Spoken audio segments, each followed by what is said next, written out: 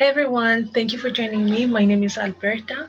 Welcome to Heart with Alberta Muembo. For those of you who don't know, this channel is all about stories. It's about sharing stories because stories, in my opinion, just brings about the interconnectivity between human beings. You can easily relate to someone else when you hear their story, when you hear them share their experiences. And this is what this channel is all about. So, my goal really is to share Mindful Mondays, where I'll be sharing inspirations, motivations, and to have stories always being told. I am not yet consistent on YouTube, and I'll make a video explaining why. But today, we're going to talk about gratitude. Stay tuned.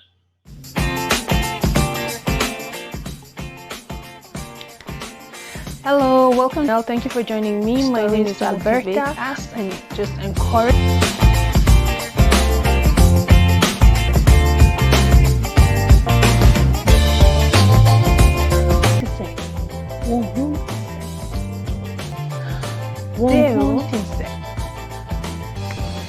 Hola, moyo iba. Bote na bino.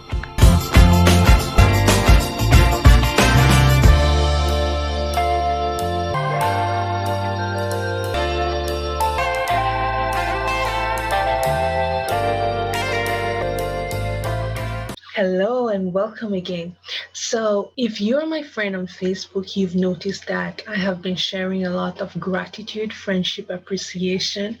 And just before I go on, I want you to know that if I didn't mention you, if I didn't tag you, that doesn't mean that I don't remember what you've done for me. Almost everyone I know has contributed one way or the other in my life to help me become who I am today. So today I want to conclude that friendship appreciation by appreciating the lady whom I was named after. I was named after a missionary that moved to my country before I was born. Her name was Alberta Weber. Now, Alberta Weber was married to Otto Weber. She and her husband were both doctors. She was a gynecologist. Her husband was a pediatrician. They moved to my country before even my dad was married. But they made friends with my dad because it was very easy to communicate with my dad. My dad was one of the only doctors who spoke both English and French. At the time, back then, most Congolese didn't speak English. And so for them to have no language barrier, even though, yes, there was a variation in accents, but the language barrier was not there. So they quickly bonded with my dad, and they treated my dad as if my dad was their son. They taught him how to drive. They gave him more medical trainings, like, for instance, surgery. Like, my dad was not yet a specialized doctor, so he got a lot of training from them. They treated him as if he was their own. So fast forward, when my dad got married and mom was pregnant, that's when they were leaving my country. I'm originally from the Congo Kinshasa, and they requested that the child gets the name of Alberta or Otto.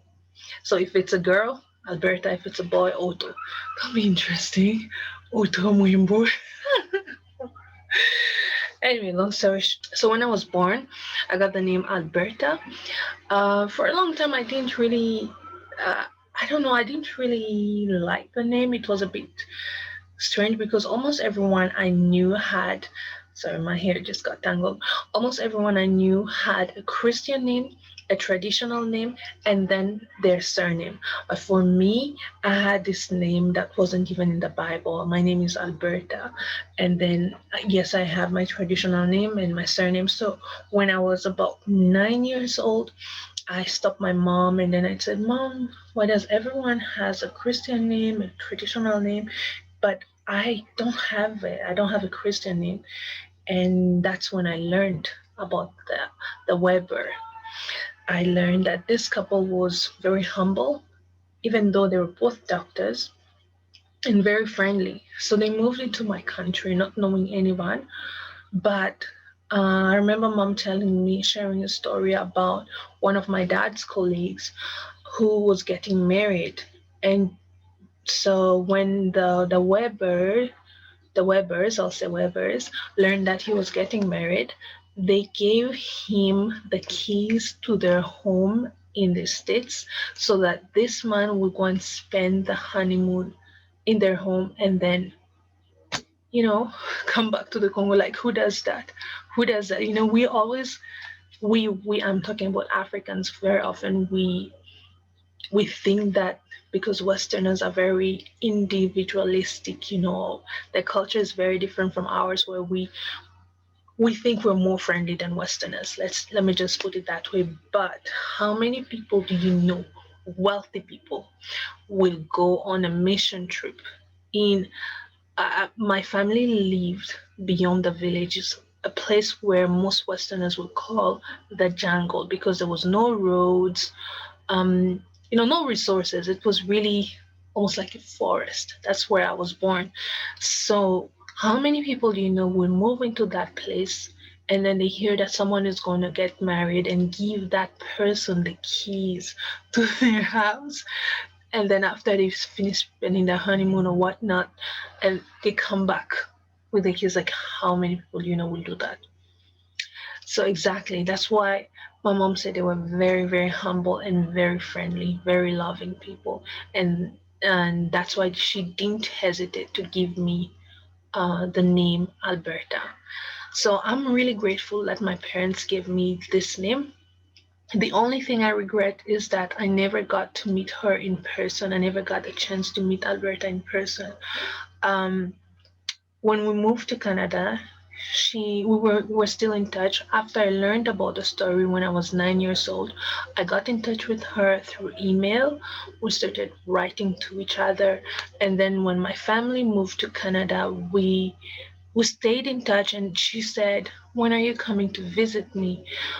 And me just thinking that she had been so good to me all this while. Like, can you imagine, even though she's not black, like not even an African American, she knew about black hair products. She would send me even hair products. She would send me everything I needed. And so um when we moved here in Canada, I just thought, instead of me telling her that, yes, I'm ready to visit, to pay you a visit, she was going to send me money, ticket money, for me to pay her a visit. Like, for me, I found that I wasn't comfortable with that idea for her to pay me for visiting her. You know, I wasn't comfortable with it. So I told her, I'm going to work hard and visit you. I think it was in July 20, was it 2014 or 2015? I can't recall, but it was somewhere in July 2014 or 2015. I don't remember very well.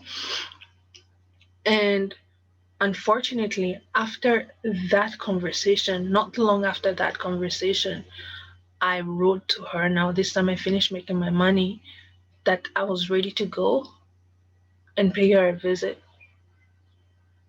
Then I got the news that she passed on.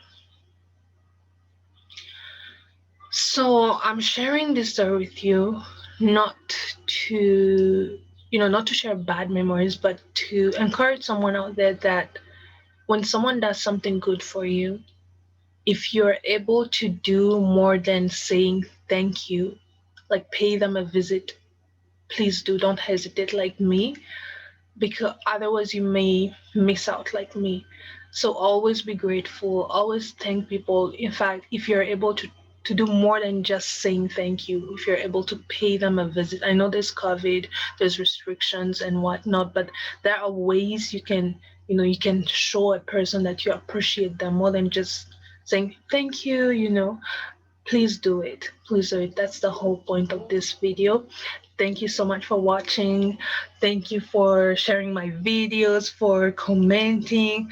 Thank you for everything, everyone. Even though I didn't tag you or even call you out, just know that you have contributed one way or the other in my life. Thank you so much, and I'll see you again.